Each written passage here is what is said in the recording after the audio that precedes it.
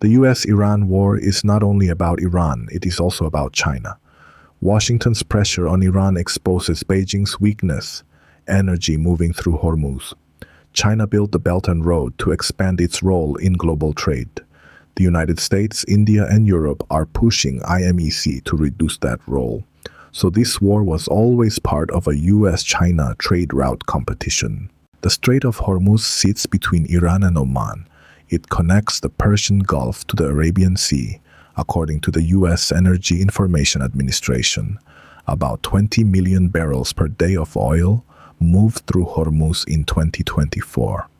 That was about 20% of global petroleum liquids consumption, but the destination matters even more. In 2024, 84% of crude oil and condensate moving through Hormuz went to Asia. So did 83% of liquefied natural gas.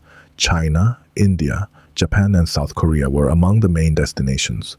So a Hormuz crisis affects the United States, but it hits Asian manufacturing more directly, especially China. China cannot stay the center of global manufacturing if energy and raw materials stop moving. That is why the Iran war is not only about Iran's military power. It exposes how vulnerable China's energy route really is. China understood this vulnerability. That is why Beijing has pushed the Belt and Road Initiative since 2013.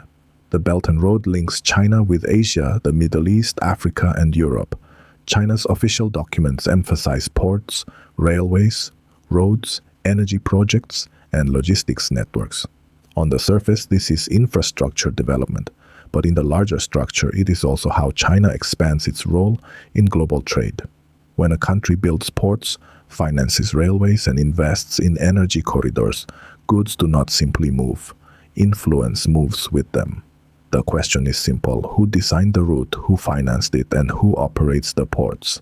Through the Belt and Road, China has expanded that influence.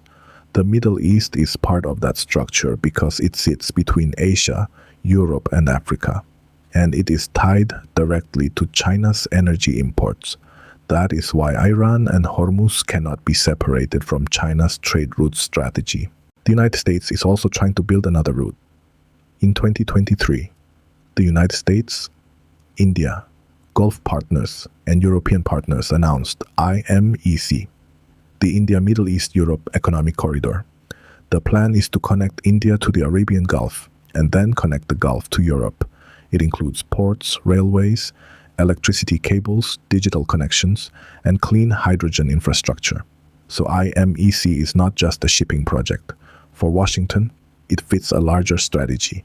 Build India as an alternative production center, turn the Middle East into a connection point, and reduce the role of China-centered trade networks. But there is a problem. IMEC also has to pass through the Middle East. Its eastern side is linked to Gulf ports. So when Iran and Hormuz become unstable, IMEC becomes more necessary. But it also becomes harder to build. That is the central contradiction. The Hormuz crisis gives Washington a reason to push a new trade route.